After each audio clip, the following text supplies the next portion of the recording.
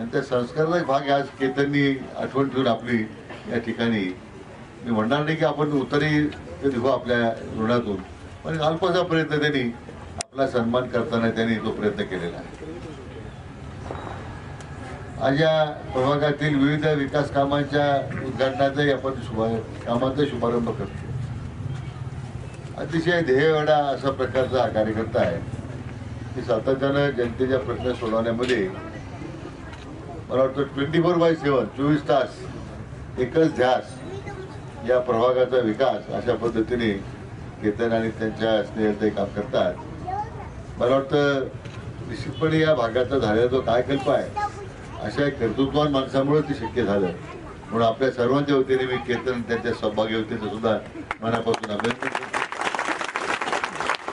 आता नगरपालिकेच्या कामांमध्ये आणखीन त्यांचे काही निधीची कमतरता असेल, काही निधी पाहिजे असेल, लोकांपैकी कामं करण्याच्या बाबतीमध्ये शेवटी निधी उपलब्ध होण्याला मर्यादा आहेत, परंतु जिथे खऱ्या अर्थानं मनापासून काम करण्याची इच्छा आहे अशा कार्यकर्त्या मागे उभं राहिलं पाहिजे. आणि म्हणून केतनलाही सांगितलं पाहिजे की अतिरिक्त काही निधी लागला तुम्हाला तुमच्या भागातल्या विकासाकरता तो माझी देण्याची तयारी.